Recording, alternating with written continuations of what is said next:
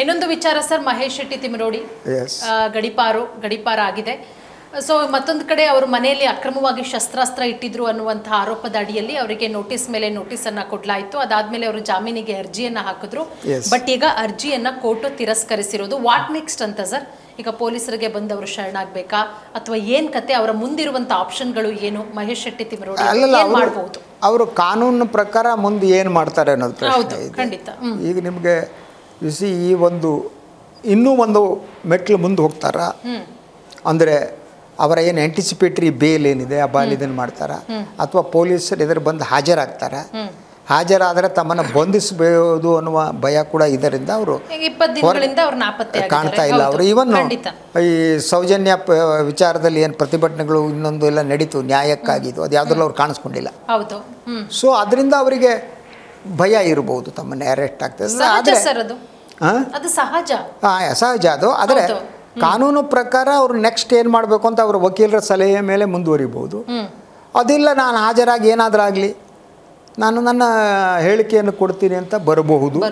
ಯಾಕಂದರೆ ಕಾನೂನಿನ ಎಲ್ಲ ದಾರಿಗಳು ಮುಚ್ಚಿದರೆ ಆವಾಗ ಅವ್ರಿಗೆ ಬೇರೆ ದಾರಿ ಇರಲ್ಲ. Will have to surrender or you see that ಪೊಲೀಸರ ಮುಂದೆ ಹಾಜರಾಗಲೇಬೇಕಾಗತ್ತೆ. ಅವರು ಅದನ್ನು ತಪ್ಪಿಸ್ಕೊಳ್ಳೋಕ್ಕಾಗಲ್ಲ. ಅದು ತಪ್ಪಿಸಿದ್ರೆ ಕಾನೂನು ಬರ ಆಗುತ್ತೆ. Is waiting for anticipatory bail. But ಅದು ಆಂಟಿಸಿಪೇಟರಿ ಬೇಲ್ ಅವ್ರಿಗೆ ಸಿಕ್ಕಿಲ್ಲ ಈಗ. ಆದ್ದರಿಂದ ಮುಂದಿನ ಏನು ಮಾಡ್ತಾರೆ, ಸುಪ್ರೀಂ ಕೋರ್ಟ್ ಎಲ್ಲಿ ಹೋಗ್ತಾರೆ, ಯಾವ ಹೋಗ್ತಾರೆ, ಲೀಗಲ್ ವಾಟ್ ಇದನ್ನು ಅವ್ರು ತಗೋತಾರೆ ಅಂತ. ಆದರೆ ಒಟ್ಟಾರೆಯಾಗಿ ಯು ಸಿ ದಟ್ ತಿಮ್ರೋಡಿ ಅವ್ರನ್ನ ಟಾರ್ಗೆಟ್ ಮಾಡಿದರೂ ಕೂಡ ಸೊ ಆ ಹೋರಾಟಕ್ಕೆ ಏನು ತೊಂದರೆ ಆದಂಗೆ ಕಾಣಲ್ಲ ನನಗೆ. ಯಾಕೆಂದರೆ ನಿನ್ನೆ ನಡೆದಂಥ ಯು ಸಿ ಪ್ರತಿಭಟನೆ ಏನಿದೆ ಕರ್ನಾಟಕದ 60 ಕಡೆ ನಡೀತು. ಅದು ಬೆಂಗಳೂರಿನ ಸುತ್ತಮುತ್ತ ಒಂದು 20 ಕಡೆ ನಡೆದಿದೆ. ಎಲ್ಲ ಕಡೆ ಸೋಮೋಟೋ ಆಗಿ ಜನ ಬಂದಿದ್ದಾರೆ. ಸೊ ಪ್ರತಿಭಟನೆ ವ್ಯಕ್ತಪಡಿಸಿದ್ದಾರೆ. ಸೌಜನ್ಯಗೆ ನ್ಯಾಯ ಸಿಗಲಿ ಅಂತ ಹೇಳಿದ್ದಾರೆ. ಅದರ ಜೊತೆಗೆ ಇದನ್ನು ಸತತವಾಗಿ ಹೋರಾಟವನ್ನು ಕಂಟಿನ್ಯೂ ಮಾಡೋದಕ್ಕೆ ಕೂಡ ತೀರ್ಮಾನ ತಗೊಂಡಿದ್ದಾರೆ. ಇದರ ಜೊತೆಗೆ ಇನ್ನೂ ಇದು ಅಂತಂದರೆ ಯಾರ್ಯಾರು ಧರ್ಮಸ್ಥಳದ ಪರವಾಗಿ ಮಾಡ್ತಾಯಿದ್ರು ಆ ಮಹಿಳೆಯರೇ ಯಾರಿಗೋ ಹೊಡೆದ್ರು ಅಂತ ಸುದ್ದಿಗಳು ಬರ್ತದೆ. I don't know how much it's true ಅಂತ. ಸೊ ಯಾರೋ ಧರ್ಮಸ್ಥಳದ ಪರವಾಗಿದ್ದಂತಹ ಯಾರೋ ಹೋರಾಟಗಾರರು ಗಣಗಳೇನಿವೆ ಅವರಿಗೆ ಎಲ್ಲೋ ಯಾವುದೋ ವಾಹಿನಿ ಎದುರುಗಡೆ ಬಂದಾಗ ಅಲ್ಲೇ ಮಹಿಳೆಯರಿದ್ದವರು ಅವ್ರ ಮೇಲೆ ದಾಳಿ ಮಾಡಿದ್ರು ಅನ್ನೋ ಸುದ್ದಿ ಕೂಡ ಸಾಮಾಜಿಕ ಜಾಲತಾಣದಲ್ಲಿದೆ. ಅಂದರೆ ಒಂದು ರೀತಿ ಪ್ರಕರಣದಲ್ಲಿ ಆದದ್ದೇನು ಗೊತ್ತಾ? ಸೊ ಇವತ್ತು ನನಗೆ ಯಾರೋ ಫೋನ್ ಮಾಡಿದ್ರು ಬೆಳಗ್ಗೆ ದಕ್ಷಿಣ ಕನ್ನಡದಿಂದ. ಸೊ ಅವರು ಹೇಳಿದ್ರು, ಸರ್ ತಿಮ್ರೋಡಿ ಸರ್ ಅವರು ಪ್ರಾಮಾಣಿಕ ಹೋರಾಟಗಾರ ಸರ್, ಅವರು ತುಂಬ ಪ್ರಾಮಾಣಿಕರು, ಅವರೊಬ್ಬರೇ ಗಟ್ಟಿ ನಿಂತವರು ಅಂತ. ಸೊ ಈ ರೀತಿ ದಕ್ಷಿಣ ಕನ್ನಡದಲ್ಲಿ ಒಂದು ತಿಮ್ಮರೋಡಿಯವರ ಬೆಂಬಲ ಕೂಡ ಜಾಸ್ತಿ ಆಗ್ತಾಯಿದೆ. ಗಿರೀಶ್ ಮಠಣ್ಣವರಿಗೆ ಬೆಂಬಲ ಜಾಸ್ತಿ ಆಗ್ತಾಯಿದೆ. ಅದರ ಜೊತೆಗೆ ಸೌಜನ್ಯ ಪರವಾದ ಒಂದು ಧ್ವನಿ ಏನಿದೆ ಅದು ಇನ್ನಷ್ಟು ಗಟ್ಟಿ ಆಗ್ತಿದೆ. ಖಂಡಿತ. ಸೊ ಅದರಿಂದ ಸರ್ಕಾರವನ್ನು ಬೈಯೋರು ತುಂಬ ಜನ ಇದೆ. ಮೊದಲು ಈ ಸಿಚುವೇಶನ್ ಇರಲಿಲ್ಲ. Slowly people started to criticise the government, criticise the deputy chief minister. So ಇದು ಪ್ರಾರಂಭ ಆಗಿದೆ. ಆದ್ದರಿಂದ ಇದೆಲ್ಲ ಜನ ಎಲ್ಲ ಎದ್ದು ನಿಲ್ಲುವ ಲಕ್ಷಣ ಕಾಣ್ತಾ ಇದೆ. ಜನ ಇದನ್ನು ಸಹಿಸುವಲ್ಲ, ನಾವು ಸಹಿಸಲ್ಲ. ಇಷ್ಟು ವರ್ಷ ಸಹಿಸಾಯ್ತು, ಏನ್ ಮಾಡ್ತಾರೋ ಅನ್ನೋ ಭಯ ಆಯ್ತು. ಈಗ ಒಂದೊಂದೇ ಧ್ವನಿಗಳು ಬರ್ತಾ ಇದೆ, ನಮ್ದು ಧ್ವನಿ ಸೇರ್ಸೋಣ ಅನ್ನೋ ರೀತಿಯಲ್ಲಿ ಜನ ಬರ್ತಾ ಇದ್ದಾರೆ. ಹೌದು ನೋಡಿ, 13 ವರ್ಷ ಈಗ 13 ವರ್ಷ ಆಯಿತು. ಹೌದು ಅಲ್ವಾ? ನಿನ್ನೆ ಅದೇ ದಿನ ಆಗಿತ್ತು, ಅಕ್ಟೋಬರ್ 9. ಖಂಡಿತ ಹೌದು. ಯು ಸಿ ದಟ್ ಪುಟ್ಟ ಹುಡುಗಿ ಅವಳ ಮೇಲೆ ಅದನ್ನ ಹೇಳೋದಕ್ಕೂ ಆಗಲ್ಲ ಏನೇನು ನಡೀತು ಆಯ್ತು ಅಲ್ವಾ? ಸೊ ಈ ವಿಚಾರ ಏನಿದೆ ಇದು ನೋಡಿ, ಯೂಸ್ವಲಿ ಸಣ್ಣ ಪುಟ್ಟ ಘಟನೆಗಳಾದ ಇನ್ನೊಂದಾದರೆ ಸಾವಾದರೆ ಜನ ಮರ್ತು ಬಿಡ್ತಾರೆ, ನೆನಪಿಟ್ಕೊಳ್ಳಲ್ಲ. ಆದರೆ ಈ ಸೌಜನ್ಯ ವಿಚಾರದಲ್ಲಿ ಜನರಿಗೆ ನೆನಪಿರೋದು ಮಾತ್ರ ಅಲ್ಲ, ಅವಳ ಮೇಲೆ ನಡೆದ ಅತ್ಯಾಚಾರ, ಹತ್ಯೆ, ಈ ಘಟನೆ ದೇ ಆರ್ ಹಾಂಟಿಂಗ್ ಅಂತಾರೆ ಇಂಗ್ಲೀಷಲ್ಲಿ. ಸೊ ಕರ್ನಾಟಕದ ಜನಕ್ಕೆ ಹಾಂಟ್ ಮಾಡ್ತಿದೆ. ಅದರಲ್ಲಿ ಭಾಳಷ್ಟು ಜನ ನನಗೆ ಫೋನ್ ಮಾಡಿದ್ರಲ್ಲಿ ನಾನು ಸಂಘ ಪರಿವಾರ ಸದಸ್ಯ, RSS ಸದಸ್ಯ, ಆದರೂ ನನಗೆ ದುಃಖ ತಡೆಯೋಕ್ಕಾಗ್ತಿಲ್ಲ ಸರ್, ನಾವಿದನ್ನ ಒಪ್ಪಲ್ಲ, ಈ ರೀತಿ ಹೇಳ್ತಾರೆ.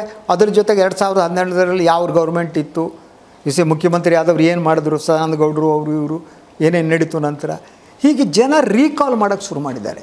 ಮತ್ತು ಇದನ್ನು BJP ಕಾರಣದಿಂದಲೇ ಅವರ ನಾಯಕನ ಕಾರಣದಿಂದ ಈ ಪ್ರಕರಣ ಸರಿಯಾದ ತನಿಖೆ ಆಗಿಲ್ಲ, ಸತ್ಯ ಹೊರಗೆ ಬರಬೇಕು ಅನ್ನೋದೇನಿದೆ ಅದು ಜನರಿಗೆ ಅನಿಸುವ ಪ್ರಾರಂಭ ಆಗಿದೆ. They are feeling that it should happen.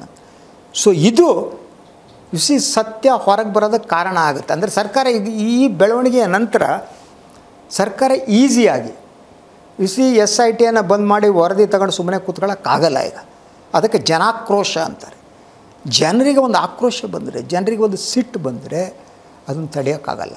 ಖಂಡಿತ ಸರ್. ಅದು ಯಾವ ರೀತಿ ಬೇಕಾದ್ರೂ ಪೊಲಿಟಿಕಲಿ ಆಗ್ಬೋದು, ಸೋಸಿಯಲಿ ಆಗ್ಬೋದು, ಏನೇ ಯಾವ ರೀತಿ ಬೇಕಾದ್ರೂ ಎನಿ ಟೈಪ್ ಆಗ್ಬೋದು. ಈಗ ಅದು ಕಾಣ್ತಾ ಇದೆ. ಇದಕ್ಕೇನೇನೋ ದಾರಿ ತಪ್ಪಿಸೋದಕ್ಕೆ ಏನೇನೋ ಯತ್ನ ಮಾಡಿದ್ರು, ಅಲ್ಲಿ ಅಂದರು ಇಲ್ಲಿ ಅಂದರು, ಅದು ಯಾವುದೂ ವರ್ಕೌಟ್ ಆಗ್ತಿಲ್ಲ.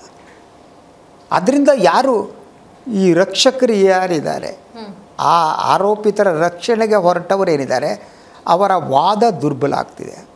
ಅವ್ರಿಗೆ ಕನ್ವಿನ್ಸ್ ಮಾಡೋಕ್ಕಾಗ್ತಾ ಇಲ್ಲ. ಈಗ ಊರಲ್ಲಿ ಅವರಿಗೆ ಕನ್ವಿನ್ಸ್ ಮಾಡೋದು ಕಷ್ಟ ಆಗುತ್ತೆ ಜನರಿಗೆ.